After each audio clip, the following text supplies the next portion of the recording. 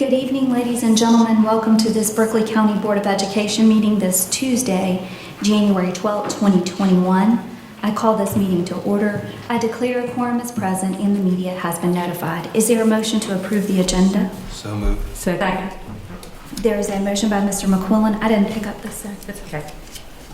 Kathy, Ms. Littleton. There's a motion by Mr. McQuillan, a second by Mr. Littleton. Ms. Littleton, is there any discussion? Hearing none, we'll call the question. All in favor, please respond by saying aye. Aye. Opposed, nay. The ayes have it, 8-0. I apologize, 8-0. We'll now move on to agenda item 1C. I'll entertain a motion to approve the minutes of the board meeting on December 8th, 2020. Make the motion. Second. There's a motion by Mr. Ramsey, a second by Ms. Tanner, to approve the minutes of the board meeting on December 8th, 2020. Is there any discussion? Hearing none, I'll call the question. All in favor, please respond by saying aye. Aye. Opposed, nay. The ayes have it, 8-0.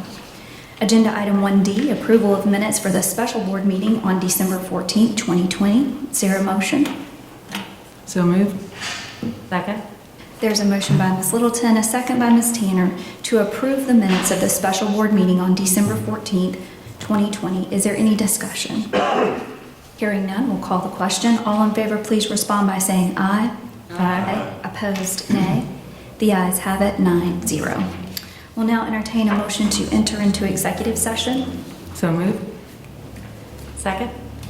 There's a motion by Ms. Littleton, a second by Ms. Tanner to enter into executive session. The stated purpose of executive session is discussion of pending employment matters to include the appointment of an administrator, legal advice regarding potential litigation, and 2 student attendance appeals. Is there any further discussion? Hearing none, we'll call the question. All in favor, please respond by saying aye. Aye. Opposed, nay. The ayes have it, 9-0. We are in executive session.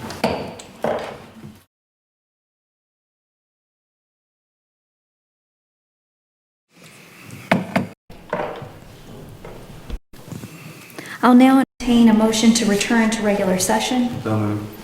Second. There's a motion by Mr. McQuillan, a second by Ms. Tanner to return to regular session. I'd like to state for the minutes, no action was taken in executive session. Is there any further discussion? Hearing none, we'll call the question. All in favor, please respond by saying aye. Aye. Opposed, nay. The ayes have it. We are in regular session. Please now stand for the Pledge of Allegiance and a moment of silence.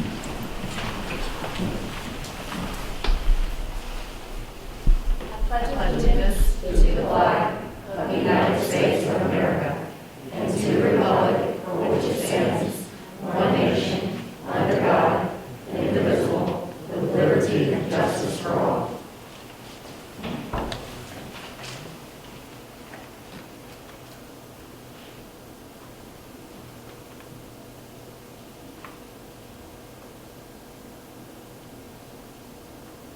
Thank you.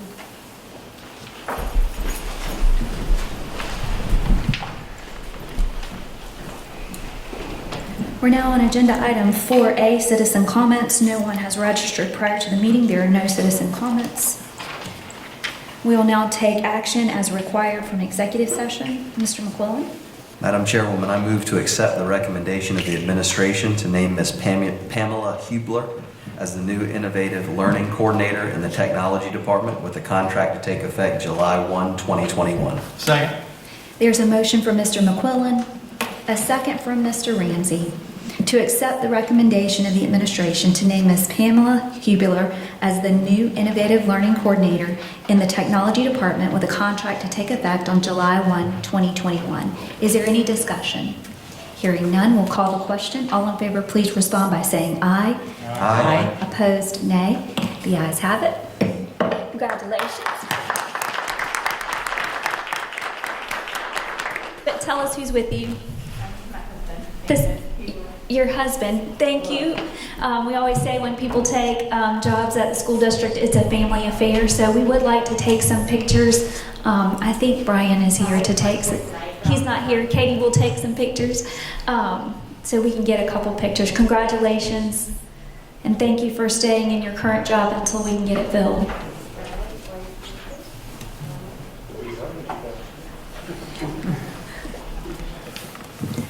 Congratulations.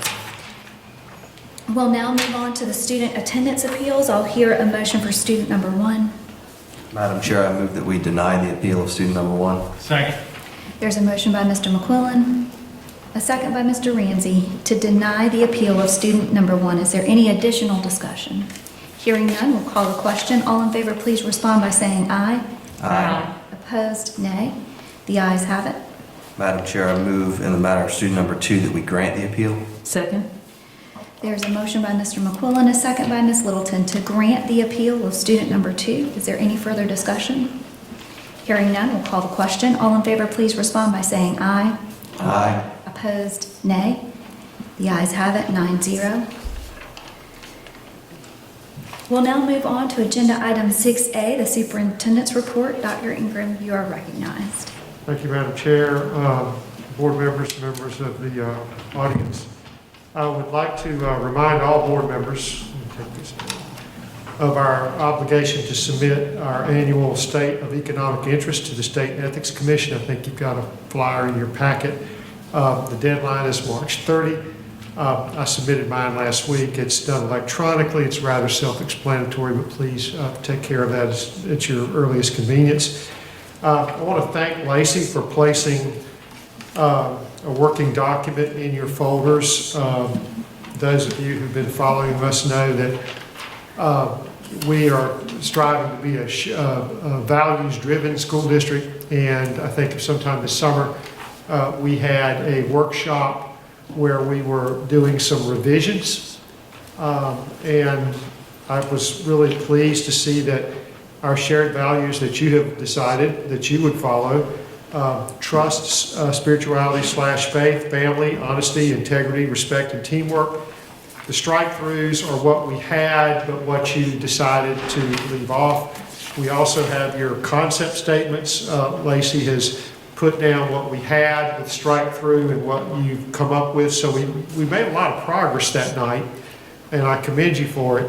But you'll see that we still, I would encourage you to work on your values-driven goals and commitments, and also your board protocols. I've done a lot of research in my career on values-driven organizations, elected bodies, and I'm just going to have to ask you to trust me when I say this. Elected bodies that conduct their business based on values work really, really well. It's collaborative, it's cohesive, it sometimes takes a little longer, but at the end of the day, a better result usually happens, okay? Give yourself some credit and give yourself some grace. You've heard me say that word a lot lately. This is unprecedented, what you're going through now. We're not used to having plexiglass beside us and masks on and those kinds of things, but don't lose sight of that regardless of the troubles. I think you'll find that in the long run it will pay off for this community and, most importantly, our children, along with the 21st century design that you so graciously have approved us. So thank you, Lacey, for this, and I just wanted to give this to you. I encourage the board to schedule another training as soon as you can, but I know there is a lot to do. Judy, thank you so much for being here, as always, with the Teacher Forum. I sent to board members, it just came across the press today, State Superintendent's Molly Spearman, her legislative priorities for 2021. I'll just briefly review them for the public. Number one, ensure the safety and wellness of South Carolina students and educators. Not just physical safety, but also the social and emotional health as well as the physical health. It's tough out there for everybody, not just physically, but also socially and emotionally. And there's nobody that's really okay, you know? And it's okay not to be okay. So we're going to work on that to help our situations out and try to gird each other up and lift each other up.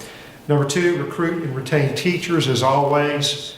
And I think this board has taken aggressive steps to doing that. I won't go into detail. guarantee that every South Carolina student has access to robust college and career readiness opportunities. I think that we do that with our work in life skills, and we'll certainly work to hone that, making sure that every student that graduates from our school district has options when they graduate, whether it's work, further education, or life in general. Expand learning and literacy, early learning and literacy. If children are unable to read by third grade, it exponentially handicaps them throughout life. So I certainly support that. And maximize district efficiency and additional recommendations. And we've worked really hard in that area. Our financial audit's done. It's got the highest unqualified opinion. So I feel really good about that. Finally, I would like to read a brief statement. In mid-October, I communicated with Chairwoman Sally Wofford and informed her of my decision to retire no sooner than August 1st, 2021. We mutually agreed that I would make my announcement sometime after the holidays. I want each of you to know that it is a privilege to be the superintendent of Berkeley County Schools, and I am committed to working tirelessly over the next several months to ensure a smooth transition and to give the board ample time to conduct a search and identify a highly qualified candidate. I know from experience how time-consuming an effective search can be, especially during the hardship caused by this pandemic. With that said, if the next district chief cannot be found in a time frame commensurate with my retirement, I will postpone my departure until the person is chosen. Also, I will be more than willing to work with the incoming superintendent for a period of time to implement a seamless change of leadership. So, thank you, Madam Chair. That concludes my report for the evening. Thank you. Thank you, Eddie, for your time and commitment to the school district. We have certainly faced some very tough days and are grateful for your leadership. I know Ms. Sue is happy. I'm going to tell Eddie's personal information, but his beautiful wife, Ms. Sue, has been up in North Carolina since the pandemic started.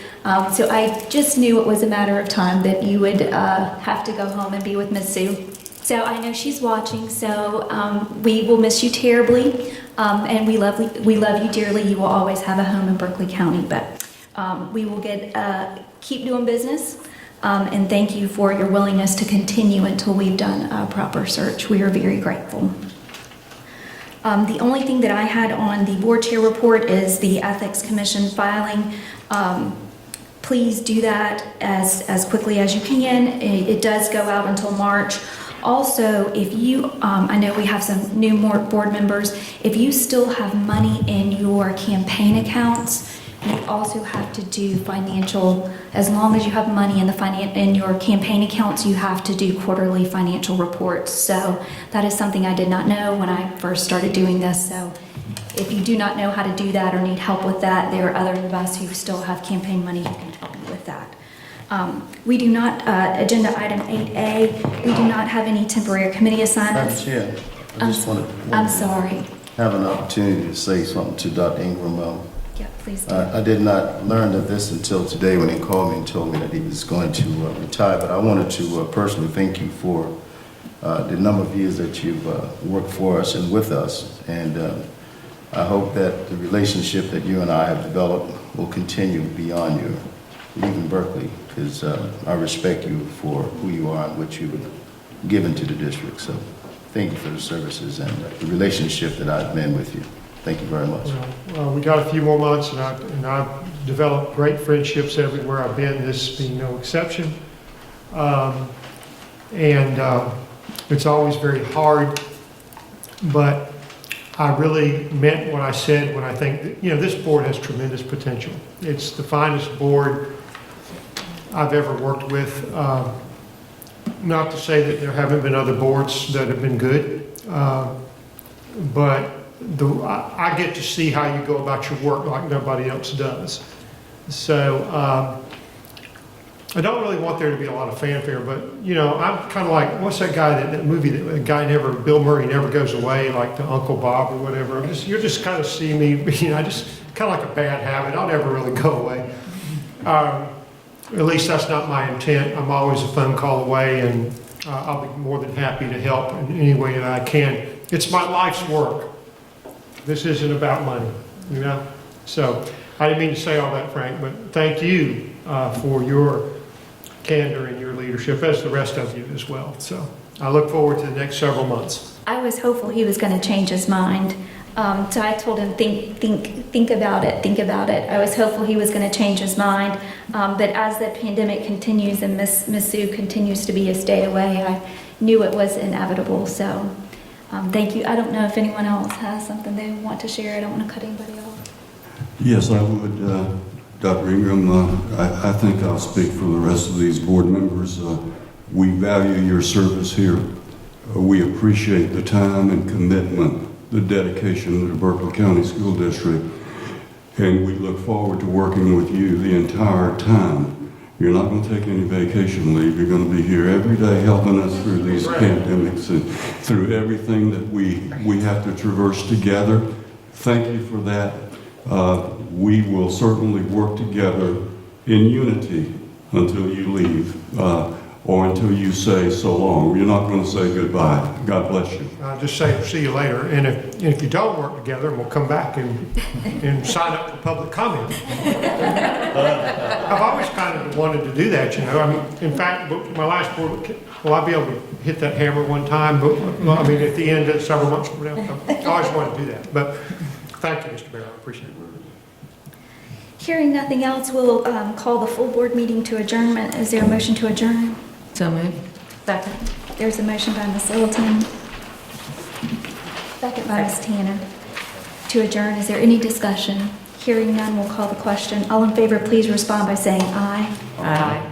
Opposed, nay. The ayes have it, 9-0. The full board is adjourned. And we'll now refer to Ms. Littleton for academics and innovation.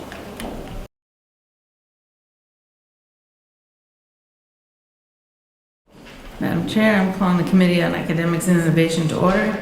I declare as a quorum of committee members present, and note that the media has been given proper notice pursuant to the Freedom of Information Act. The first agenda item is the Head Start Budget Expenditure Report for November 2020, Head Start Credit Report for November 2020, 2021, 22, selection criteria, prospective new hires, and a 2021 and 2022 refunding application. What is the pleasure of the committee? Motion to approve the Head Start Budget Expenditure Report for November 2020, Head Start Credit Card Report for November 2020, 2021 to 2022 selection criteria, prospective new hires, and 2021 to 2022 refunding application. I second. We have a motion by Ms. Tanner and a second by Dr. Wigfall to approve the Head Start Budget Expenditure Report for November 2020, Head Start Credit Card Report for November 2020, 2021, 22, selection criteria, prospective new hires, and 2021, 2022 refunding application. Do we have any discussion? I don't know who, is Dr. Ling here? Katie Stapleton. I'm sorry, Katie Stapleton. Is this a renewal application, or is this, like, did we have to go through the, like, entire process this time, or is just the short application to re-up? And I'll let also Ms. Jones speak if I'm incorrectly. We are about to start the new 5-year cycle. Okay. So when we bid this time, we're committing to 5 years. Okay. Do we have to, is there any time in that 5 years that we will have to re-up, or is it only if we have a deficiency? It is a continuing renewal for 5 years. It's not a deficiency. Okay. That's what I thought. I just wanted to be sure. Thank you. We'll now call the question. All in favor, respond by saying aye. Aye. All opposed, respond by saying nay. The ayes have it, 3-0. Motion passes. The second agenda item is the COVID update. and the discussion of face covering mandates.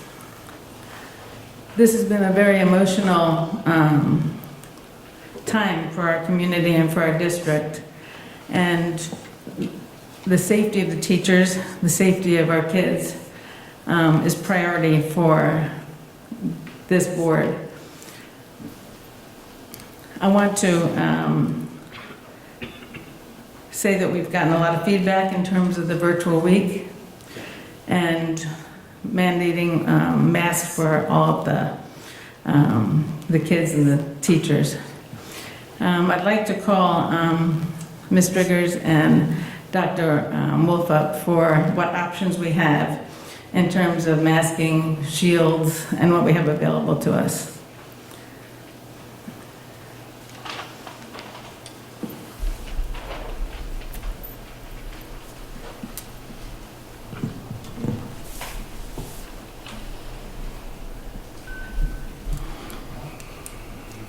So we were asked to look at the potential of how many shields we have in the building currently, because we did have some delivery of shields and some purchases of shields that are being utilized in special education classrooms and throughout buildings in certain locations. So Diane, do you want to maybe talk about what we've currently got out there? I really don't know the numbers that we have. What I was charged with was I'm not sure if Ashley or Marcy know. I know we've got a lot of them out there, but what I was charged with was if there was any way we could let students take part in the project of making that. And so we did this one this afternoon, where we made it with a laser cutter. Mm-hmm. And we did this, I think this would probably be around $3. But after we did this, I did some research and found out that the masks that we were buying, the adult masks we're buying now, they're $1.40. So, I mean, this would be could be a project for students. But financially, it would be better to buy them. Okay. But this would be, but there's something that if we wanted, if we wanted to do or let students do for a project, we could. But they're quick, but it's a little more expensive than what we're getting them for involved.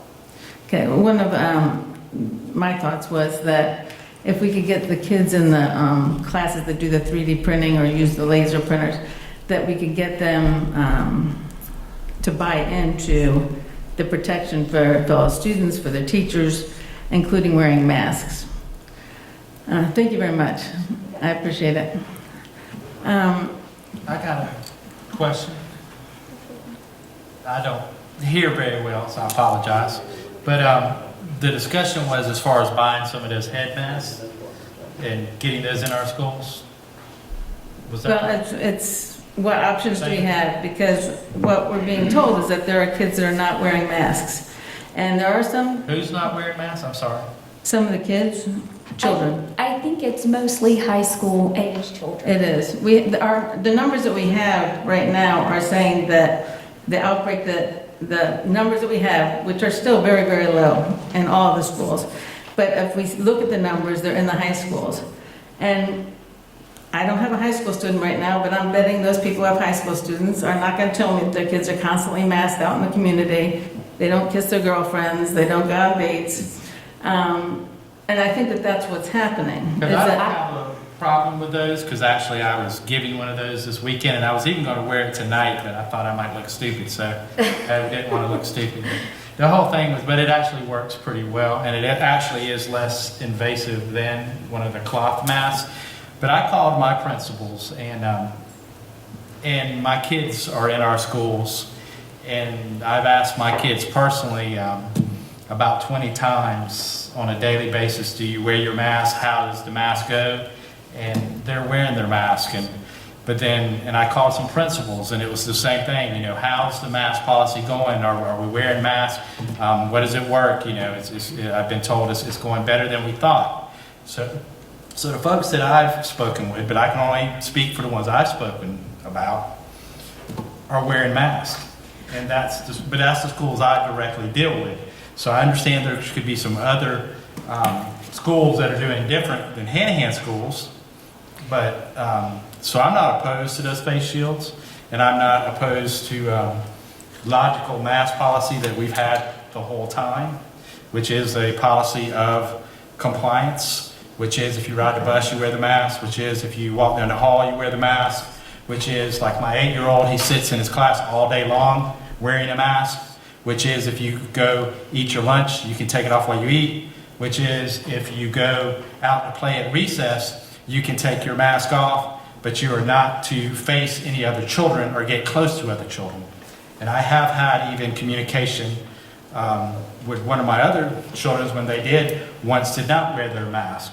And so my other child, who's 11-year-old, when they are social distance, the only time they're allowed to take their mask off is again to eat lunch, when they go in the playground, but they cannot face each other and cannot get close to each other. But when they've been social distance, that teacher has felt secure to allow them to take their mask off sometime. So just so we're clear, as far as my understanding of what the school district's mask policy has been, has that my kids in my schools, they've been wearing masks the whole time. And that includes my high school. My high school principal has been exceedingly surprised that it has gone so well. But I do understand that there's more schools than just the district that I represent. Although I have been in some schools other than Hanahan across the district and have found all people wearing masks, just as I have explained. However, the key issue with this that I find is I have had some educators that have consistently emailed me or texted me and said, please make masks mandatory. And that is the exact term phrase. But I've also had some educators that have emailed me to say, please go virtual till safe, which means be virtual the whole time. And then I've had some say, please come to school. So my whole point is, until I served on this school board, and I apologize for going on a tangent, but this is such a serious issue to me because my own children are in school and they're young, so I take it very serious how they wear their masks. Just like my 3-year-old goes to Montessori school, they don't wear masks there because they're too young. So we've wondered the whole time what was going to happen, and even fear of sending my 3-year-old to school with other 3-year-olds and other teachers. I am proud to say they have done an amazing job, and it has been safe, and we've made it through this whole entire time. But the point is, I've often wondered until I serve on this board, if you have good intentions, is good intentions enough? Is being sincere? It's just like on my silver ring, I have "so is he," which means whatever is in your heart is who you are. Is good intentions enough? And quite frankly, since I've served on the school board, I've come to the conclusion that good intentions is not enough.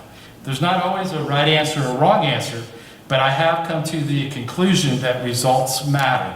So I feel like we've done an excellent job, but with that being said, I have understanding and respect if this board or if this administration does decide that we can improve upon a situation we've done. But with my own children, I have found we have been very consistent. I know I went on a tangent, but this is extremely important to me. Thank you. So I have a high schooler, and my high schooler wears his mask, and he is very diligent in doing so. But he has expressed himself to me that other students in the hallways don't necessarily do that. So, and I don't know that we necessarily have a policy. I think it's been a recommendation. Am I right? We don't have a policy. We have a policy. We do have a policy? Okay. Yeah, we have a policy. So, They're posted on, it's posted on our, where is Katie? It's posted on each school's website. okay. They're called Mask protocols. So, And so it's, There's a separate one for buses. buses are separate than schools, and the principals, this is a part of the, I would say, process where we wanted to give autonomy to principals to manage their student population in their community. And so they have protocols, and they have just like a... So principals do have the authority to enforce. Is that what I'm hearing you say? Because I didn't understand that. I'm being sincere, I'm asking that because I didn't understand. I was going to say, in my mind, they do. Okay, that's a good thing. They have the authority for what's going on in their school. And, Okay. and we've even talked about, a kid who refuses to put their mask on, you pass by masking and you get into something where someone is being disrespectful, and you're dealing with different school rules. When it first came out, though, the superintendent was very clear that there could be no punitive discipline for Correct. masking. Right. My other concern with protocols above a mandate is I do not want to create a situation where our employees are disciplined in any way for masking. I feel like that we have professionals, and if someone is sitting in their room, in their empty space, and they want to pull their mask down and breathe, and no one else is in their room, I want our teachers to have the opportunity to take reasonable mask breaks. I don't think we should be walking through the hallways without masks on. I don't think we should have mass congregations of people. I think that high schools maybe didn't take it as seriously in the beginning, but once you start sending home 15 kids Yes. from one contact, and these kids aren't the kids that want to go home from school. But I do feel like, and maybe I'm overstepping, Dr. Ingram, I feel like these protocols are protocols that our principals have the authority to enforce. Well, I just want to say one other thing about the shield. The shields don't work without a mask. They don't. The shields do not work without a mask. Those shields just don't. They don't go all the way around, so when you're talking and your air particles are moving, they're moving. I would say there are people who would argue the masks don't work either, because even if I've sat here with Eddie with my mask on, if he tests positive tomorrow, I'm quarantined. Right. Because this is not, it's not effective. It is one of the only options we have to try to be safe. But if it were really effective, then if Eddie tested positive, I wouldn't have to go home for 14 days, or vice versa. So I think we tried to handle this very delicately in a way that creates, I don't think if you change one of these words to shall, if it changes our implementation. Now, if we want stronger protocols so that the door says masks required here, you know, there are a couple of schools I walk up to and it says masks encouraged.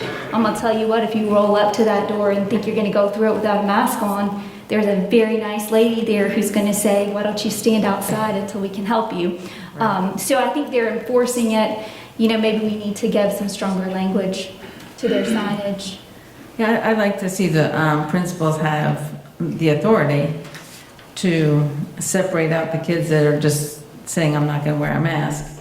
And give the kids an option if they have a reasonable concern about feeling closed in or claustrophobic with a mask, to come up with another alternative. I don't want to make it mandated because I don't want our teachers spending their time getting into power struggles with kids. And I don't want kids written up because they don't have a mask on. We have enough things that we're holding the kids and the teachers accountable for now. I agree with the mask, the down shield works much better with a mask. Dr. Ingram demonstrated one that was rested on the collar. That one's more effective. And went up, which is, wouldn't mind demonstrating again. That is a mask that will keep, and if we can find these masks, and we have kids with special needs that cannot wear a mask, you know, that something like this shield would be an option for them. And then if they say, I'm not wearing a mask, I'm not wearing a shield, I think we should invite them to go virtual. Just my thoughts. Yeah, I'll say, go ahead, Matt. Couple questions, Sally or Eddie or Ms. Littleton, these may be for you, but I guess first question, is this on the agenda based on some sort of administrative recommendation from the district, or who placed this on the agenda? It was a request from, I need to look. It was a request from Mr. Barrow, Ms. Tanner, and Mr. Wright to discuss it. And I had also spoken to Ms. Littleton, who had concern over how to create a more compliant environment. Yeah. She and I had had 2 discussions over that. It was placed on the agenda as a discussion. So there's not a formal motion, but just a discussion of I guess, where the board is on. And then this is more of a question, I guess, for Dr. Ingram or somebody in the cabinet. My understanding, just so the public understands, that the current policy, we strongly encourage masks, but they are mandated for children using buses. Is that? That's correct. And the reason for that, Mr. McQuillan, is the state owns the buses. And when I spoke with Superintendent Spearman, and we had other calls over the months with it, it was pretty clear that they didn't want it necessarily to be punitive other than, okay, the state owns the bus. If you don't wear the mask while you're on the bus, then you can't ride the bus. So the question I would have, and I don't have a problem, we have a principals meeting in the morning, I don't have a problem with us infusing stronger compliance, but if I'm interpreting this correctly, just based on what I'm hearing, there's no one that I'm hearing on this board that would want us to necessarily write a reprimand to an adult for not wearing a mask if they slip one off, at a time, or expelling a kid from school. But if a child continuously, without good reason, refuses to wear one, then invite them to go. The child being disobedient. That's different. It's not about wearing a mask, it's about not following And that's true, instructions. and we did, and you're right, we had My that. concern is I don't feel any teacher should feel unsafe in a school. If Sure. there's an issue, a real issue of some teachers feeling unsafe, they should be contacting you in administration, and then it should be looking to work it through to see what we can do at that school. But Sure. the schools that I have contacted, there has not been any issue. Right. And that's what I found too. Some schools don't have any issues. That's correct. In some schools, they're not We need to work on. as compliant, and we can certainly work on that. I don't think it's necessarily a bad thing that if someone is just refusing for whatever reason, then say, well, maybe you need to be virtual. If you just can't be publicly, wearing a mask. I know there's stores that I can't go into without a mask. Sometimes I'm not wearing a mask the second.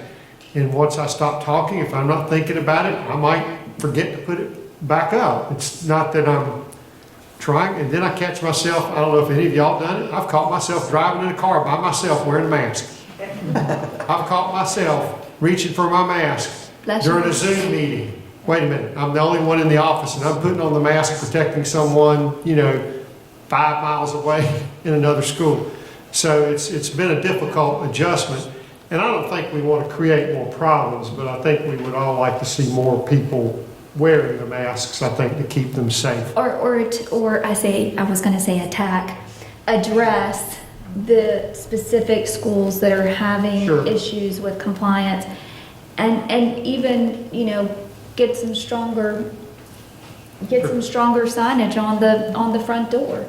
Sure. So that we feel stronger about the visitors coming in, because I've gotten two kinds of emails. One that say, please mandate masks at all time, which we know is not reasonable because we have people who cannot wear a mask all the time.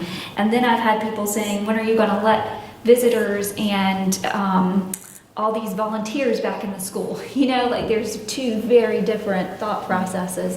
But I think if you can strengthen the language and embolden our principals to be able to handle it, I think that helps. And I do know that we have had a couple of schools where there were children adamant not to wear a mask, and that was resolved in a way where you can come here and wear a mask, or we can move you to blended distance. So I know we have taken that approach with some kids. In my mind, we had taken that approach to all kids who were refusing. But if there are issues we need to address, I think we need to address them. Yeah, I just don't know if that's happening in the high school, but I think this has been a healthy discussion. Anybody else want to? I was just going to say, if any of the three members that proposed this, Mr. Barrow, Ms. Tanner, Mr. Wright, if you have any, I'd like to hear your ideas and thoughts on the discussion of face mask coverage mandate. I'm in favor personally of requiring masks. I'm fine if we change the language in the policy from strongly recommended to required. I guess my question or thought, or want to hear your thoughts on, is Are we just wanting to change the language, or are we wanting to have punitive measures for both teachers and students, where students are suspended if they don't wear a mask, or a teacher is disciplined and something placed in their file? Or are we just changing the wording to change the wording? I want to hear your thoughts. Well, I think what you just hit on here, that there should be required to wear masks if they're in our building or they're working. Because, I mean, it's like if I'm going to Publix, I have to put my mask on. And once I get done shopping, I walk out and I go in my car, like Dr. Ingram said, sometimes I still have it on. But I think it's something that we have to do now. It's not permanent. I think teachers are probably going to be some of the frontline folk to get their shot if they decide to do so. But I think it's something that we need to do because we're trying to make sure that we keep our schools safe. I don't think we're asking too much. And I think if you can have that sign at the door that you must be wearing a mask before entering the building, I think it makes sense. I mean, we do it every day. I mean, don't you have to put it on before you go into county Oh, building? my kids do now. I mean, I'm saying the county building, do you No, have I don't. I don't wear a mask when I walk in the county building. Oh, you don't? have to. Okay. No, I work in the county. I guess I'm surprised because I had to when I went to pay my property tax. No, it's not required. They have a letter up there strongly encouraging Oh, and asking okay. to same as what we do in the school district right Well, now. I'm sorry. But anyway, I think we should demand them to do that, require them to do that because they're representing the district and we don't want parents and teachers or principal, anybody else, to have to deal with anything negative going forward. Yeah, I kind of initiated the discussion tonight with the request to the board chair, along with Ms. Tanner, Mr. Wright, as well as some input from some other board members. Let's go back a couple months when we were at the Thanksgiving break, and we came back, and there was an uptick, there was a spike. We thought about how to handle that circumstance, and then, of course, here comes Christmas. We were thinking about some virtual possibilities right after Thanksgiving, but that didn't come to fruition. But we all knew that the Christmas break would probably be even more demanding and have more of a snowball effect after we came back because of the number of days that were involved. Thanksgiving was 5 days. We're talking about 19 days or something like that, in which families were together, they were traveling. We knew that we would come back. So there was a decision on December 8th or somewhere around in there to do the virtual week last week. And that really was a situation where you are going to be criticized either way. Whether you voted for the week or whether you did not, there were going to be people on both sides of the discussion. I happen to think that the week actually helped. I don't necessarily think that it was long enough because the numbers are still rising. They may be peaking now. They may be starting to come down, but we're still having very serious issues with the number of COVID cases, not only in the district, but in our schools. Yesterday there were, I don't know the numbers for today, but yesterday there were 50 active COVID cases that were reported in our schools and 49 close contacts. A total of 99 individuals that are going to have to be quarantined. Now that's just one day. So how long do these folks have to be quarantined? 5, 10 days?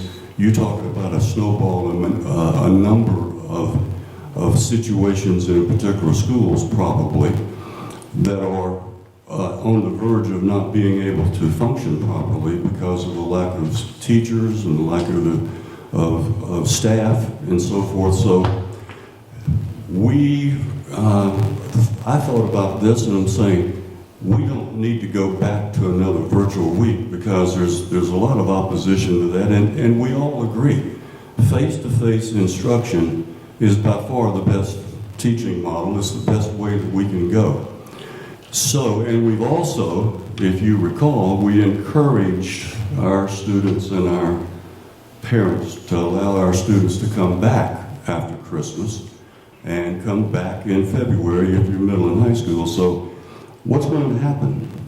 We're going to have more people in our classrooms than we have had before Thanksgiving and before Christmas. They're going to be face-to-face instead of virtual. And when that happens, it's obvious the effect is that the spacing between students is going to decrease. The more kids you have in a class, the less social distancing you're going to have. That's just a fact, okay? So when you get 22 to 24 kids in a classroom, you're not going to put them 6 feet apart, which is CDC recommendation. So we're stuck with 3 options. Do nothing, go back to virtual, or at least possibly have a mandate for instruction. And I will say this, Matt and Michael, I agree. To the extent that we were able to social distance, I agreed with the language that we strongly recommend that a mask be worn, but not mandated if there's a social distance option. But when you start putting 22 to 24 kids in a classroom, you're not going to be able to social distance them properly. So you're going to have to either resort to virtual instruction, which I am not for. Okay, some of us were roundly criticized for closing schools. We didn't close schools. We shut down the face-to-face for a week so that we could have some lower numbers when we came back to school. There was no intent to try to close down schools or to have virtual instruction for the rest of the year. And there's no intent now to put people in a situation of you're darned if you do and you're darned if you don't. We're not talking about punitive measures, Mac. We're not talking about that. We're talking about if it's not where we can socially distance kids in the classroom, then I think we owe it to our parents to give them some sort of a comfort level to know that their kids are going to be in the classroom and they're not going to be exposed.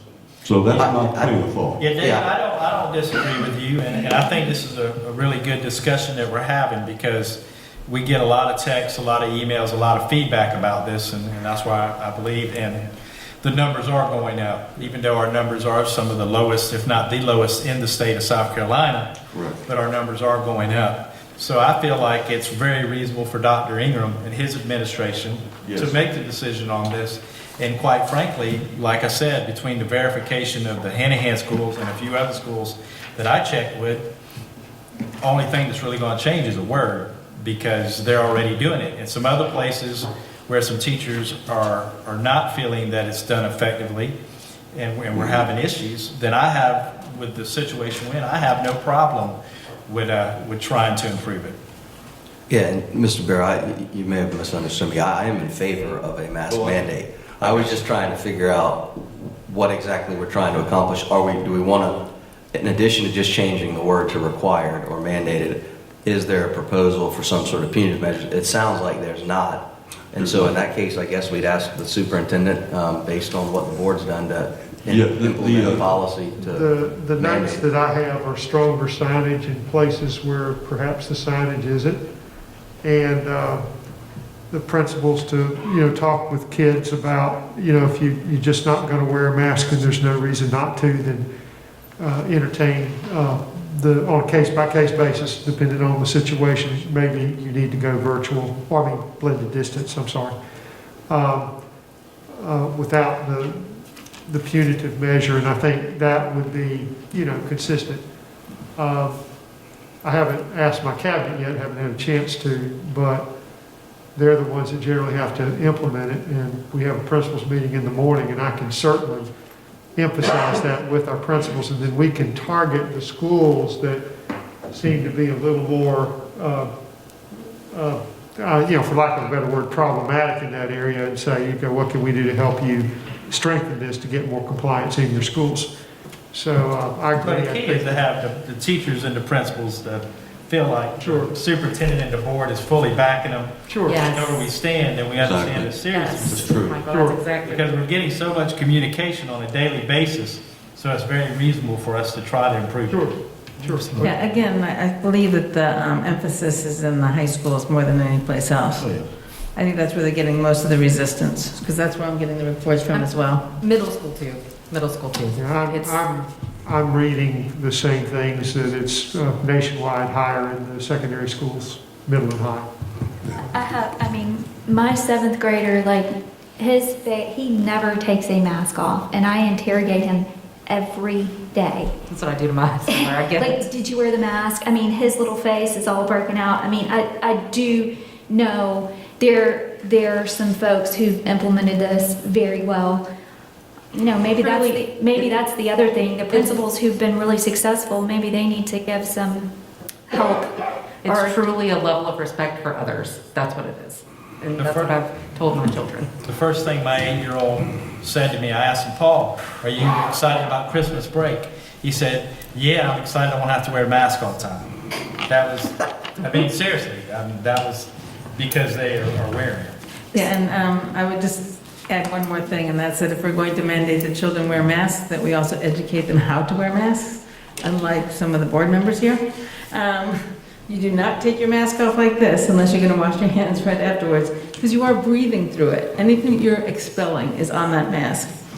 If you, in the hospital, they see you do that, they're like pumping, alcohol in your hands, Bad when I go like this. That's bad, yeah, that's bad. Yes. You're supposed to go like this. You're supposed to take it off on this, yeah. Well, when I talk, I'm going to take it off so like people can understand what I'm saying. Let me just make one final comment, and it basically was for a discussion only. This was not an attempt to create a we versus they on the board, or to come to some a vote, an action item vote, in which we were going to create some sort of issue within the board. It was just because the number of people that have reached out to all of us deserve some sort of a discussion and explanation as to what we think is the right thing to do. And I would encourage Dr. Ingram as well, Michael, to look into this, and for him, as well as his principals and cabinet, to come up with what they consider to be a reasonable, not compromise, but resolution to the number of cases that we're having. And because whenever we have these issues, we've got to react some way. We've got to do something.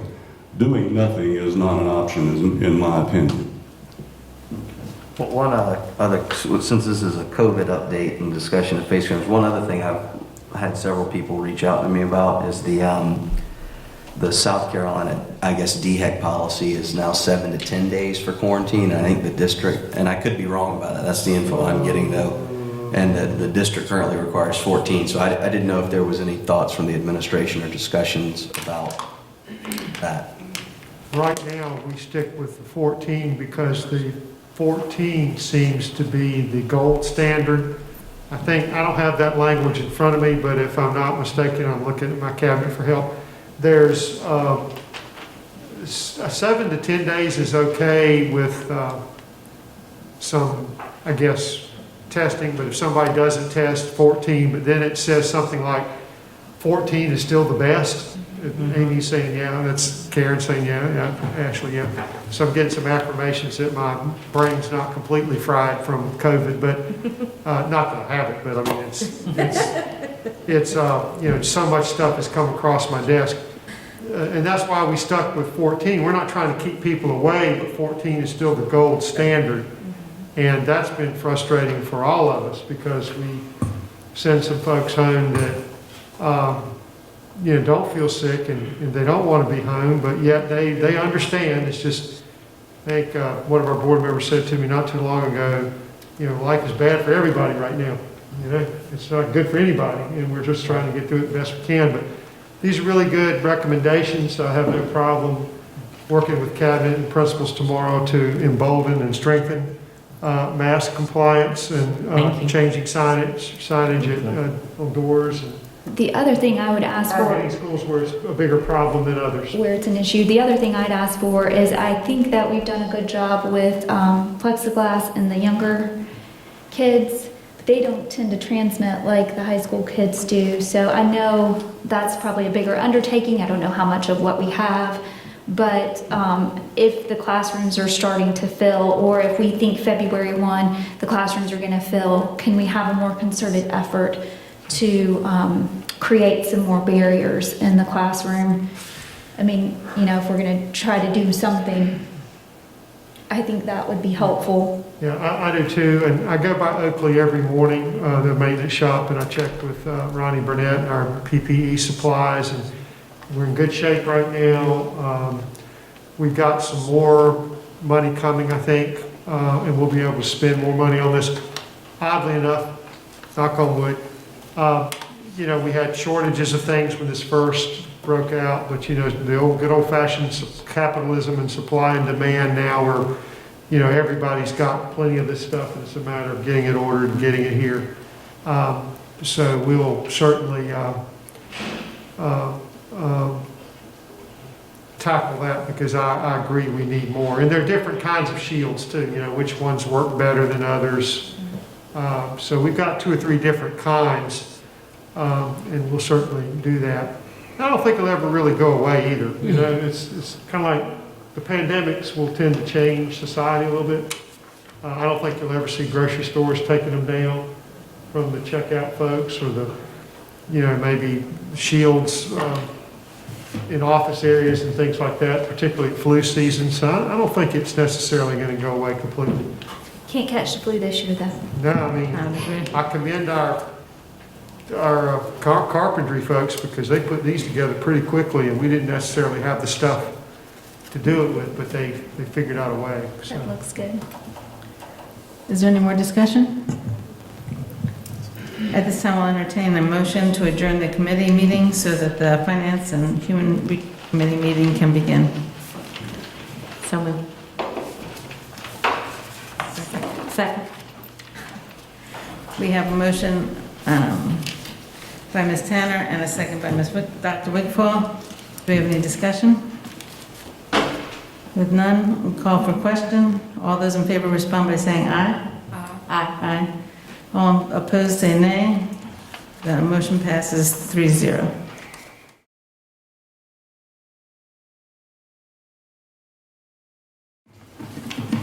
Michael? I am now calling the Committee on Finance and Human Resources to order.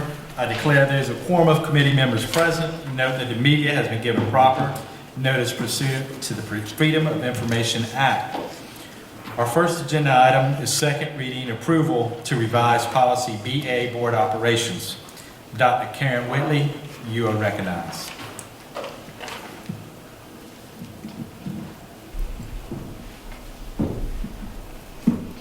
Thank you. Good evening, Chairman Ramsey, Superintendent Ingram, and board members.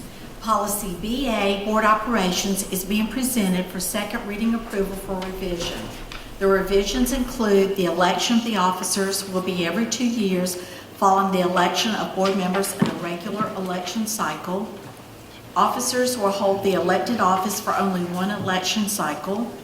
The three standing committees will be Academics and Innovation, Finance and Capital Planning, and Human Resources. Seating of board members will occur in numerical order from left to right, with the exception of the board chairman, who will be seated in the middle with the superintendent to the right. Are there any questions? Yes. It's the pleasure of the committee.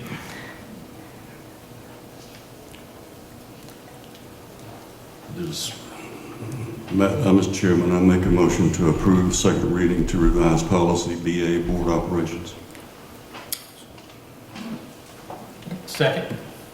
Do we have any discussion? I have a couple of thoughts. One of the things that is missing is the reorganization.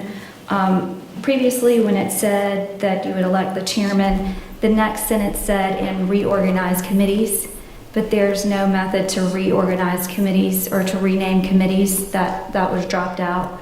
I am not in favor of a 2-year term. I think that is a long time. And it is a lot of stress, and over the time I've been on the board, I have served with 3 members that were elected in special elections, who were able to vote on chairman at the next annual May vote.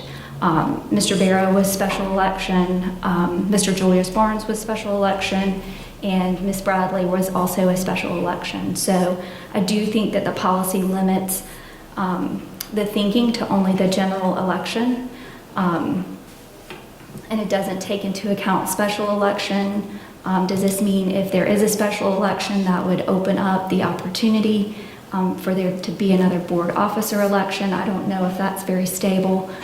And I also think it precludes special election members from having a voice.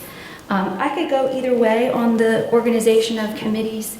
The committees were originally organized the way they are so that allocations from human resources would match up with finance. Because in the past, creating positions without budgeting money creates a deficit, and those two pieces were put together for that purpose to accomplish, because that is one of the most common things that we do is add positions or take positions away or change positions. So finance and HR goes together in that way. That's why it was put together in that way. And the last thing is the seating. The only thing I would suggest from the seating perspective is to put the vice chair beside the chairman. It is really hard to do this and to keep on track, and it's hard to not be embarrassed if you miss something. And many times Mac has reached over and pointed at my agenda, so I would realize I missed an item. Where everybody else sits, doesn't really matter to me, but from my experience, I would want the vice chair on the other side of the chairman so they can help you stay on the agenda and point to what you missed so that you can stay on track, or lean over and say, hey, you missed this, instead of having to go on the mic and tell you missed it, because it's hard to do this and sometimes you get embarrassed and then you find out thousands of people are watching you screw up, so that makes it even harder. So that's last meeting. We had some other real tenuous topics. So this past first reading, I would say, I think it passed unanimously on both readings possibly, because there was some other real serious discussion. We were here till 11 o'clock at night, so I didn't want to drone on about procedural things, but I did want to. I didn't get that. Could you try? Yeah. Good Lord, neither did my phone. Yeah, and my watch is talking too.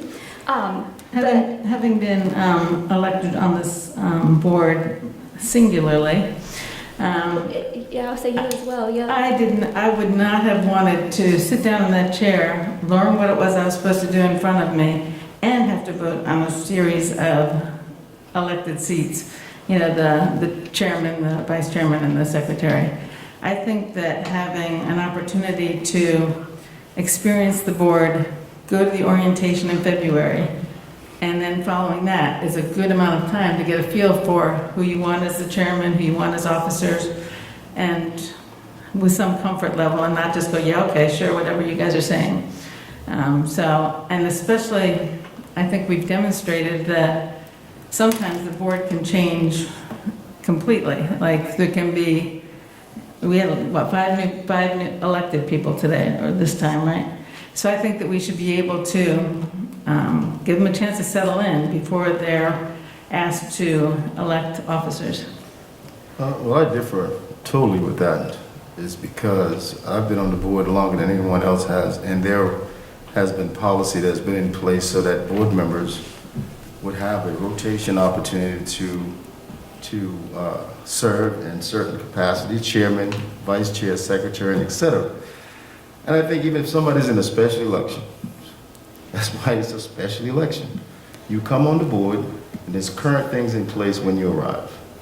And I think that we all are very intelligent enough to adjust and to understand and to interpret our responsibility as a board member.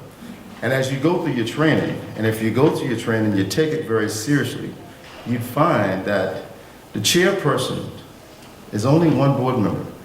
The chairperson don't have any more authority than anyone else. The chairperson works with the full board. The board relies on the chairperson to do certain things. So the chairperson cannot make any decision without the full board consent. So really, it's, if you serve in any kind of board capacity, or if you're running for this board, then you should have I think, take some time to research the responsibility of what a school board position is all about. Before I decided to run for the board, I came in and I spent about 2 hours with Dr. Chester Floyd. And I wanted to know the responsibility of the board. And Dr. Floyd said, Frank, you know, if I was to tell you that what I would expect from a board member is to agree with me on everything that I want to do. He said, that's the way the world was like. But I know that we're going to differ, but we're going to differ professionally. But I would hope that you would come on the board and you would not have any special agenda. But you would come on this board and your focus would be on educating children, putting teachers and principals and et cetera first. And I think if we have that in mind, it really doesn't matter. You know what I'm saying? You know, it's not about the political thing, it's all about allowing others to lead as well. I don't want to chair the board anymore because it's changed as a great deal of responsibility. But I will support others if they want to do this. And I think we're big enough to accept that. Life is going to be okay. And after 2 years, you have the opportunity to rotate back on the board and serve as board chair if you're still a part of the board. That's right. It's very simple to me. I don't think it's complicated at all. That's just my opinion. I think it is unfair to think that the 3 newly elected board members know nothing about this board. There is at least one person in the room, and I will not put them on the spot, that can attest to the fact that I have been watching this board for over 8 years, and I have wanted to run for the board for over 6. So I know what's going on the board. I know who I would like to see next in the chair seat. It's not anything against anyone. Sally, I think you've had the seat for 4 years now. So to say that there shouldn't be that 2 years is too long, I think that's not really fair. I think 2 years is a good number. Well, I think 2 years is too long without, I serve at the pleasure of the board, and I have said this, and if you've been close to me, you've heard this. I feel like the Lord called me to be on this board, and when He releases this mantle from me, I will thank the Lord and I will move on. I serve only at the pleasure of the board, and every year before I've run for chairman, I've called multiple people on this board and said, will you be chairman? Do you want to be chairman? Do you want me to be in this position still? It's not a position that I've assumed to be mine, and I am happy for someone else to sit in this seat. It's a very tough seat some days, but my saying 2 years was too long. I'm okay with limiting as well. I'm okay with term limits. I haven't always loved term limits because I felt like it turned people over. I just was saying I wish that we were going to vote every year. So there's that opportunity for you to say, what's changed in my life in this year? Do I want to continue in this position or not? But I feel like Mac and Michael both have been on the board with me and have had that phone call where I've called them and said, do you want me in this position? Does someone else want this position? But Sally, Madam Chair, I'm sorry. No, we're friendly. Madam Chair, the first night that when it was time for new board members, new officers, the first time we walked in executive session, we came out here and you were voted board chair in November of the new election. And that was fine because the majority of the board currently that was sitting here wanted you to chair the board. I voted in favor of that. You chaired the board for 4 years. That's fine, you did a fantastic job. And I appreciate your dedication and hard work. But I just under the impression that it's time now to move on and let others have an opportunity to do the same thing. I'm not opposed to it. And I'm saying as far as the year, we have a 2 years limit. You took it to where it wasn't 2 years anymore. It could have gone on for the next 10 years if the majority of the board members agreed to allow you to do so. I'm saying now, this policy, we should be making this policy, and it should have been the second and final reading, so that we can vote the new chairperson, vice chair, secretary, and move on into the year of 2021. That's my opinion. And it's nothing personal, but I think when we have that kind of changeover, it allows others to work with someone else as well. and that's where I'm at. It's nothing personal, it's just the way the board works.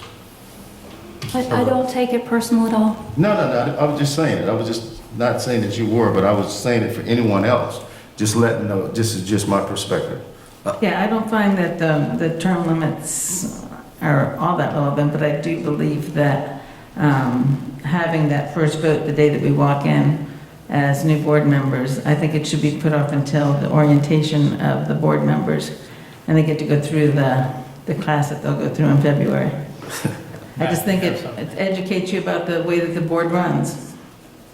I was just going to say, again, this is a policy that is not being recommended by the administration. I like to point that out to the public when that happens, but I mean, let's call a spade a spade. We've got a policy on how to elect board officers. That happens yearly in May. We're wanting to change it to where after an election. It did not happen in May, Matt. Didn't Come on. It happened in November when Sally first got elected to the board. It happened in November. Well, I of the year when wasn't. she first Yeah. got elected. Don't say May. No, That's what the current policy says in every sir, May. that's not correct. I was elected in 2014. In the 2016 election, the current chair, Mr. Jim Hayes, was not reelected, and it left an open chairmanship. So that was the original. Still, we voted. I mean, that could happen. That And can you- happen every 2 years. That can happen if whoever becomes chair, they can lose the seat, and now we have to vote for another chairperson. It doesn't make a difference, but we did it currently then. It is what it is. That's what I'm trying to say. Let's call it a spade a spade. There's a majority of members on the board that are creating this policy so that they can elect a new chairperson. Exactly. And elections have consequences. Right. I get it. I'm fine with it. I mean, Absolutely. Yeah. There's no point to this policy other than to change the committees, which I think, honestly, I kind of agree with the committee changes. But the real reason for this is, let's be open and transparent, is to elect a new board chair. Absolutely. And I don't think that's a problem. I think that's what we're supposed to do. I really don't think it's a problem. It's just what it is. I mean, it is to elect a new board chair, vice chair, and secretary. Absolutely. That's what it's for. And we all can work together. We can have new leadership and still be effective. But we're talking about rewriting a policy that goes into the future, not just here and now. Well, So I think we need to this look at that policy's as well. been in place, ma'am, before you came on the board. I've worked with several board chairs, and I treat them with respect and move on. We're going to be okay. It's not like the world is going to come to an end. Why we're so disagreeable with this particular time? I mean, you know, I've been on the board where I've been the chair and the vice chair, and have worked with other board chairs. And when we came up this, when we voted for Sally, I didn't hear any of that. And all of a sudden now, it seemed to be a problem. I need to know why. These folks are newly elected, but they may not even vote for whoever someone nominates. We don't know where their positions are. I may not vote for someone, but I think that the policy should be there and not continue where no one new could serve as board chair. That's ridiculous. Anyone who's nominated and seconded every May can run for any position. There hasn't been a limit in the policy that didn't allow people to be nominated or to be voted on. But I agree, we'll elect a new chair and we'll move on and work will get done. That's how boards work. I don't disagree with that. May I say there's no guarantees in life, and you know, the best laid plans of mice and men sometimes go awry. So you just never know. Life is like a box of chocolates.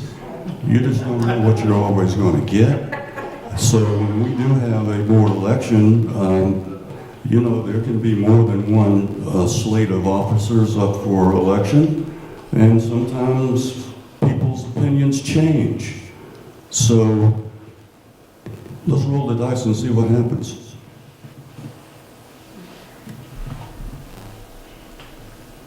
Any more discussion? The reason we're changing the policy is to cut Sally Wofford's chairmanship short. Period. Pure and simple. Matt, But that's fine. Matt, That's fine. Matt, you just said something that is so not true. Sally's been chairing the board for the last 4 years. So how was that cutting her board short? Sally changed the policy. You voted to change the policy that you can serve more than just 2 years. So how is someone cutting somebody's term? That's not fair to say that. No, if you're going to be fair, wait a minute. The policy used to be when someone would serve for 2 years. You changed that policy so you can continue to serve. So who changed something? So don't wait, tell me who changed something now. Come on. I want to be fair about it. The policy, my No, but I'm saying the policy was when you would serve for 2 years and rotate off after you've served for 2 years. And I'm saying to you, but you get voted each year. You can serve for 2 years, but you get voted in each year. So what I'm saying to you is that Sally has served for 4 years. So how in the world someone has cut Sally's term? What you just said is not even fair. Don't do that. No, what I'm saying is the policy as written is that each year in May. The policy was changed. The policy's been in place for at least 3 or 4 years. But you only could serve 2 years consecutively. After that 2 years that you've served, your term was done, and then you come off, and then you can serve again. Yeah. Okay. I think, but the policy as it's written now is each year in May, the board elects new officers. Well, I'm saying if we change it so that somebody can stay on for 4 or 5 years, and so now we're changing the policy if we want somebody to run currently tonight, what's the difference? I'm giving you my opinion. Yeah, But I'm saying you change it so you can stay on for 5 years, 10 years, 6 years. And so now if we change tonight that a person can run tonight to become board chair, how is it any different than how the way the policy was changed before? Because under our current policy, Sally would continue to serve through May, and then the vote would be taken by this board in May to elect new officers. I'm saying to you, that's my point when I I say know, we're but cutting you it short. changed the policy so that Sally can serve more than 2 years consecutively, right? That's a question. I don't know what the former policy You said. know I what know it what was. the current Come on, policy said. I don't want to look at it. But you're saying there was a cap, there was a term limit. Look, if you're in this position, you gotta rotate off. Absolutely. Two consecutive one-year terms. 2 consecutive 1 Two year. consecutive one-year terms elected in May. That is almost verbatim was the old policy, which was revised, at least 2 or 3 years ago. So that settles it. But I think it was unique. It was changed because there used to be term limits. There are not term limits under the current policy. We're revising that back to the 2-year term limit, but only a 2-year term instead of 2 consecutive 1-year terms. Yeah, and Frank, I'm not trying to be unfair with my point is Yeah. Sally, under the current policy, Sally serves until next May and then a vote's had. Under the proposed policy, we're going to elect new board members at our next meeting. So I don't think my comment's unfair. We are cutting her term short under the current policy. Well, I mean, but you cut her term short of the current policy, but you increased the term when it wasn't supposed to be like that. You voted to change the policy then. What I'm trying to say is that you did that then, and it was okay. So now, if we revert it back, then it's okay too. I'm just saying, when you did it the other way, it was quite fine. I didn't hear anybody cry about it then. That's all I'm saying. No, I think it was unanimous the last time. There was no issue with it. I'm not crying about it. I'm just saying, this is what it is. Elections have consequences. I get it. But I'm only saying, Call for the question, Mr. Chairman. We will now call the question. All those in favor respond by saying aye. Aye. All those who are opposed respond by saying nay. Nay. The motion is approved by a vote of 2 to 1. Our second agenda item is second reading approval to revise policy gbaa-e, drug and alcohol free workplace in schools. Dr. Whitley, you are recognized again. Thank you. Policy gbaa-e, drug and alcohol-free workplace in schools, is being presented for second reading approval revision. The revisions include safety-sensitive positions are school bus drivers and other positions directly involved in the transportation of students, positions requiring a commercial driver's license or the operation of heavy equipment or machinery, positions involving the maintenance of major mechanical or electrical equipment, and positions involving the delivery of medical care to students. Safety-sensitive positions do not include principals, assistant principals, teachers and teachers' aides, unless such employees are directly involved in the transportation of students. Are there any questions? Any questions? I will never be in favor for saying that the people who are taking care of children in the school district are not in a safety-sensitive position. We just spent 20 minutes talking about providing a safe environment for people to be able to teach children. I disagree.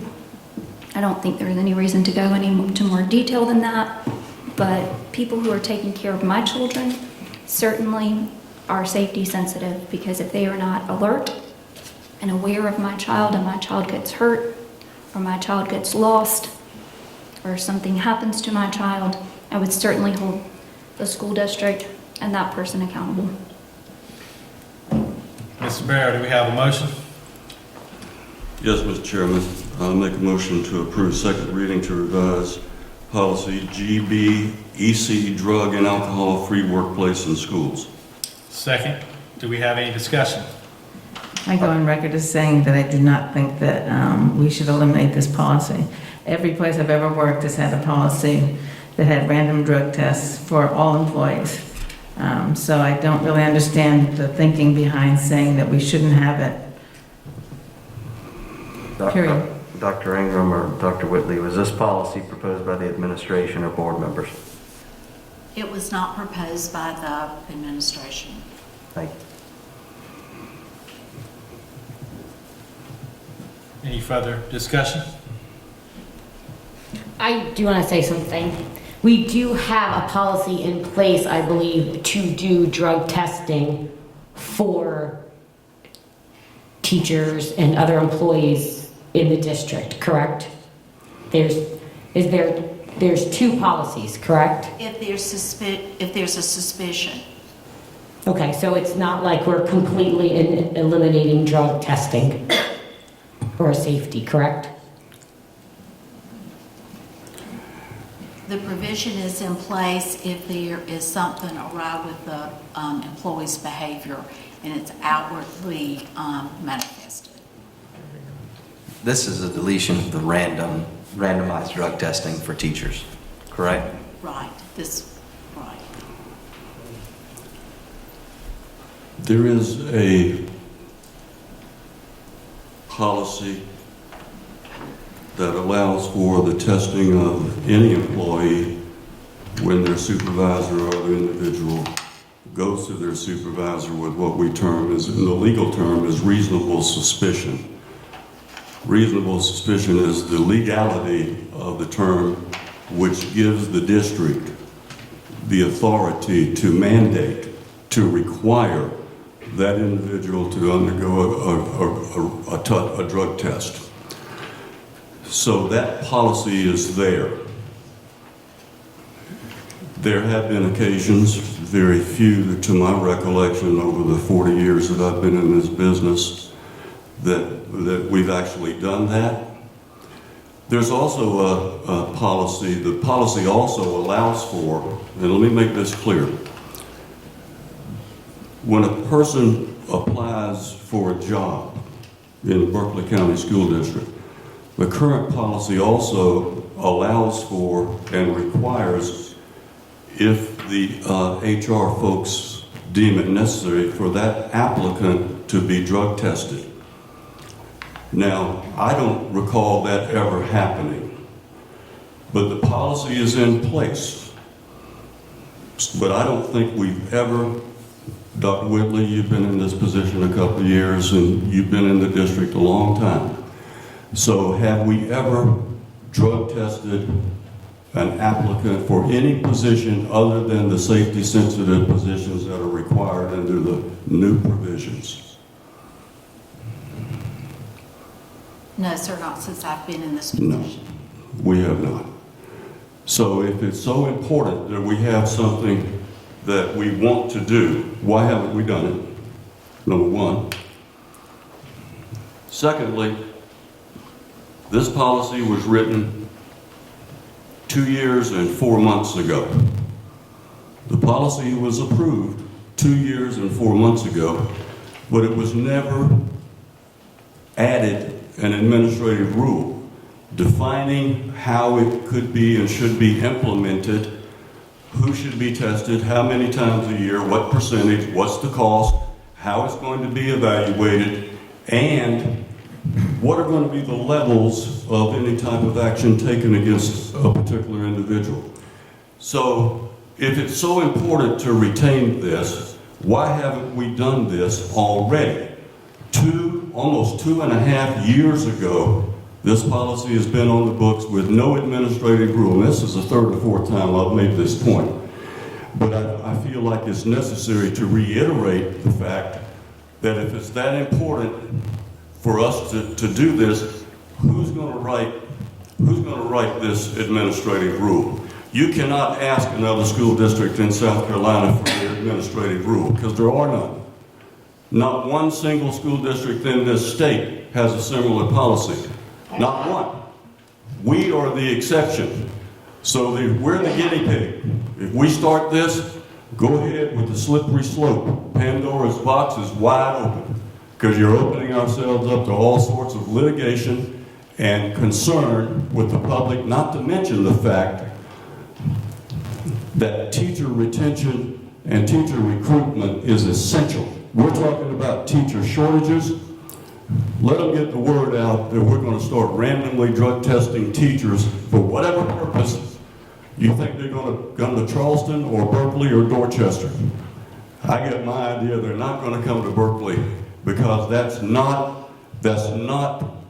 employee friendly.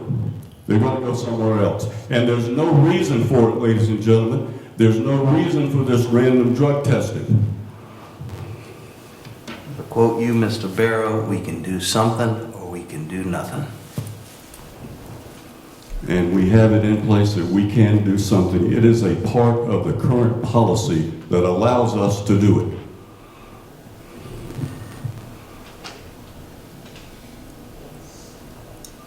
We will now call the question. All those in favor respond by saying aye. Aye. All those who are opposed respond by saying nay. Nay.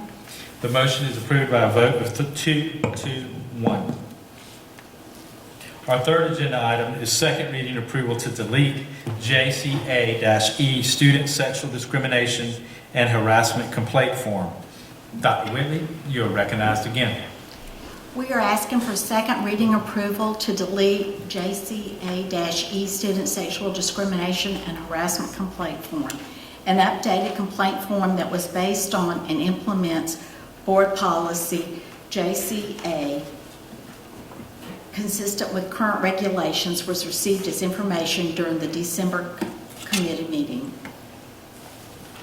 Do we have a motion? Mr. Chairman, I make a motion to approve second reading to delete JCA-E Student Sexual Discrimination and Harassment Complaint Form. Second. Do we have any discussion?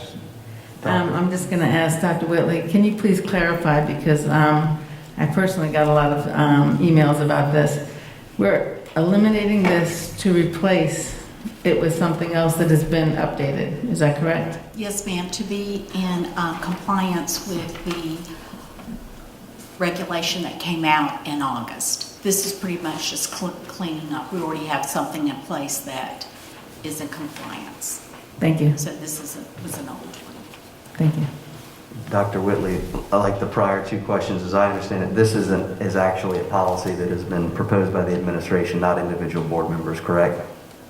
This has been proposed by the administration. Thank you. We would now call the question. All those in favor respond by saying aye. Aye. All those opposed respond by saying nay. The motion is approved by a vote of 3-0. Our fourth agenda item is second reading approval to delete gbaa-e Harassment Complaint Form. Dr. Whitley, you are recognized again. Thank you. We are asking for second reading approval to delete gbaa-e Harassment Complaint Form, an updated complaint form that was based on and implements board policy gbaa anti-harassment, consistent with current regulations, was received as information during the October 13th committee meeting. Are there any questions? Do we have a motion?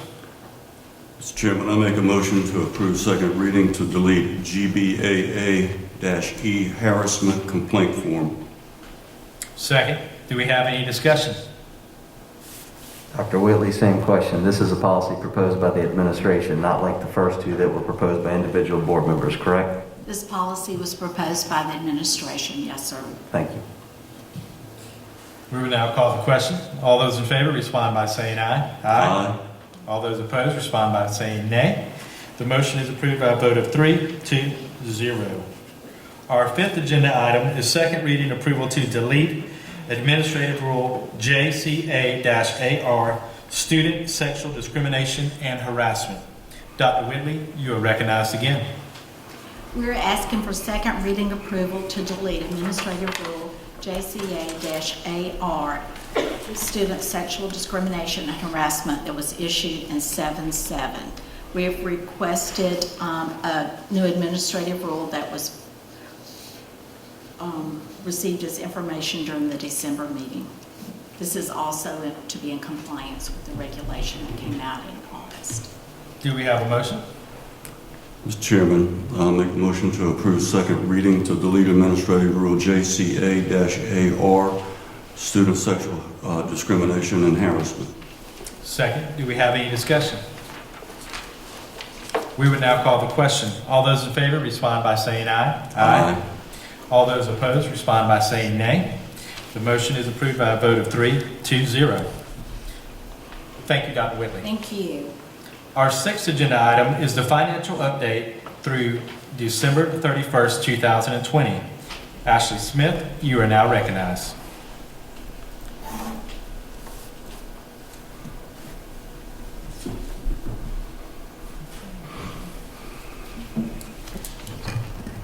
Good evening, Chairman Ramsey, Dr. Ingram, and board members. I'll be providing the financial update through 12/31/2020 this evening. In the general fund of our budgeted $314.7 million, we have received $115.1 million in revenue through the second quarter. I've had several questions regarding local revenue and if we anticipate additional revenue over projections. While I think there is potential to have additional revenue, through 12/31/2020, we have only received $2.1 million in additional local revenue for this same time period as last year, but we should see this increase January through March. We will have a better idea in the third quarter on how actuals compare to projections. Expenditures are right on target at $131.3 million through 12/31/2020. The report tonight also includes the actual cost of the retention payment provided to all full-time and part-time employees. The total cost was $6.1 million, including the employer portion of deductions. We are showing that we have more expenditures than revenue in the special revenue budget. This is mainly because of the claims for federal funds through the second quarter are not due until February, so that revenue will not be reported until third quarter. The CARES Act is also a part of the special revenue funds. Through 12/31, we have spent $2.8 million of the $6.7 million allocation, and we have a little over $165.7 thousand encumbered. The EIA budget is strictly state funded. Through 12/31, we have $9.5 million in revenue and $5.8 million in expenditures, and another $570,000 encumbered. The capital budget includes $22.4 million from carryover and $36.5 million from the September bond issuance.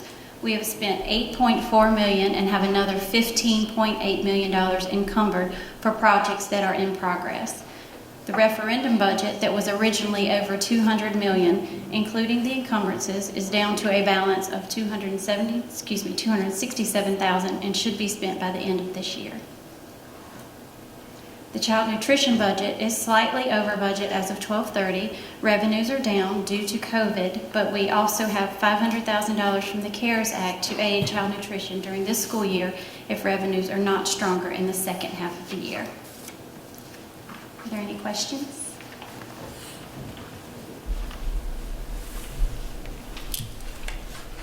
That was for information purposes only. Our seventh agenda item is 2019-2020 procurement audit. Ms. Smith, you're recognized again. Thank you. Our auditors, Elliott Davis, performed audit procedures for the 2019-2020 school year on compliance with the district's policies and procedures outlined in the district's procurement code. The audit covered the 6 areas listed on this slide. The general control procedures mainly consist of a review of audit reports from internal and external audit organizations and donations subject to the procurement code. The auditors did not note any issues or exceptions under the general control procedures. Under code compliance, they reviewed the district's minority and women business plan, the P-card manual, and a sample of individual transactions. The auditors determined that the district's matrix of procurement requirements was consistent with the procurement code and stated that the district's minority and women business plan was submitted timely and the goal was met. Out of a sample of 200 P-card transactions, there were no exceptions noted in regards to split transactions. The 2 minor findings on P-cards will be covered on the next slide. They reviewed all sole source and emergency procurements and no exceptions were noted. Under the compliance, supplies and services, IT, and consultations, the total dollar amount reported for all POs in the 2019-2020 school year was $41.1 million. There were only 2 exceptions noted in the random sample of 45 transactions. The district had no exceptions for surplus property. A random sample of construction, architect, engineer, and other related professional services was performed and no exceptions were noted in regards to architect, engineer, and related professional services. The district was compliant in all requirements with the exception of a few minor findings. We had 50 P-cards that were inactive for over 6 months. We have reviewed these purchasing cards and many of these are inactive due to them being used for travel or special use. If the cards are not planned to be used in the future, we will cancel them.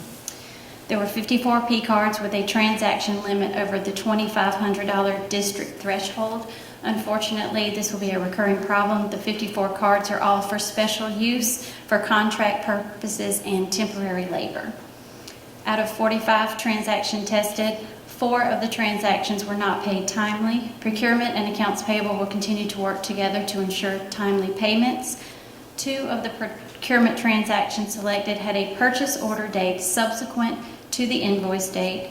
We will continue to remind the end user the importance of timely purchase orders. 3 of the 5 procurements selected from construction were also not paid timely. Most construction payments do require additional approvals, but we will work on pushing these approvals through more promptly in the future. The final item I want to mention is not listed here because it is not a finding. We did have 173 ratifications during the 1920 school year. Marcy and her team are very diligent about having the end user complete a ratification if procedures are not followed. 173 ratifications is not a lot when you consider we have made 40,430 P-card purchases and had 2,547 purchase orders during the course of the year. I've shared this presentation along with the auditor's final report and the district's corrective action plan on board docs for your review. And I would also like to publicly commend Marcy and her team for their hard work and dedication and the good result of the 2019-2020 procurement audit. Thank you, Marcy. And I would just like to make a brief statement.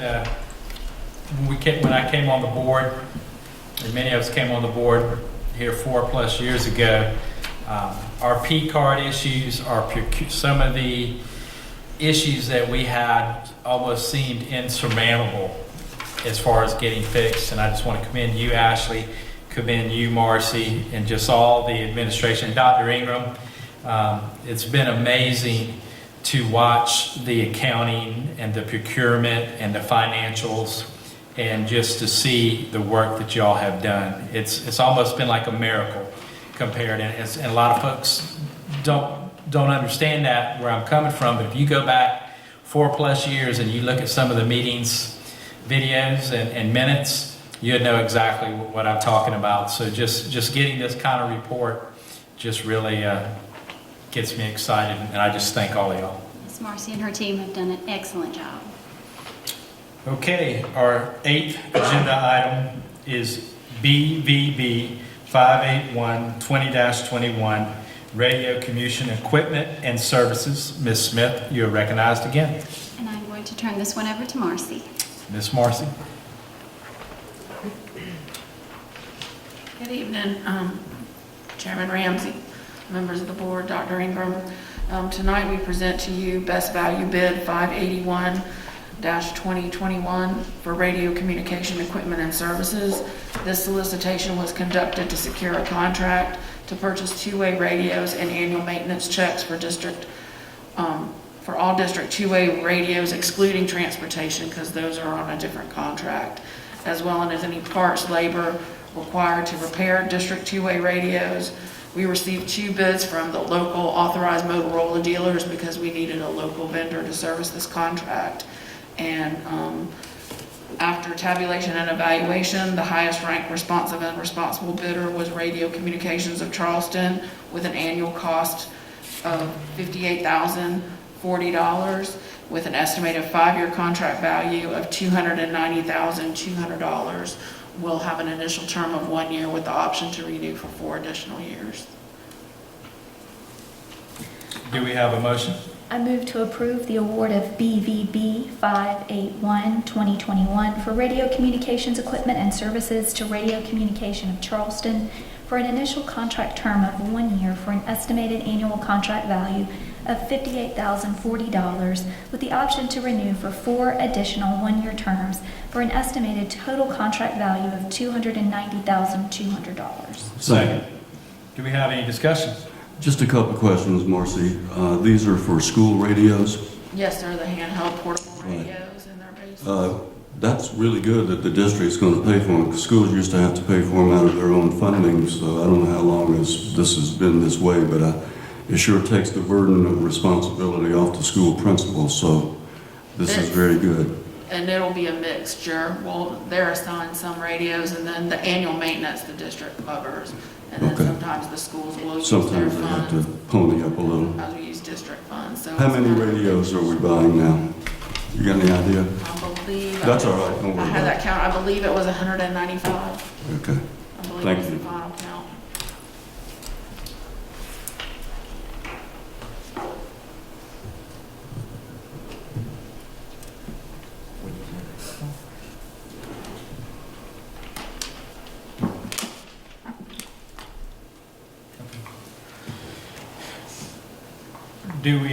We will now call the question.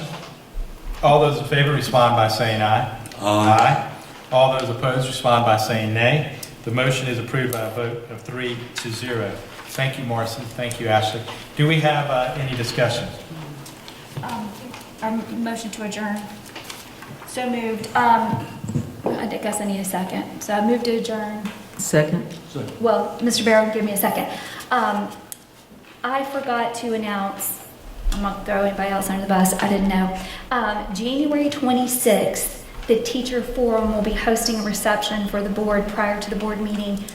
We will send out more details, but I would expect it to be sometime in the 4:30 time frame, or normally an hour before the board. If you can make arrangements to be here early, it's an opportunity for teacher forum to get to engage with board members in a reception style.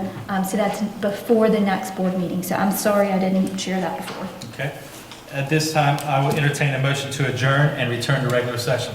No regular session, we're going home. So I made the motion to adjourn. Dave seconded. All those in favor respond by saying aye. Aye. It is approved.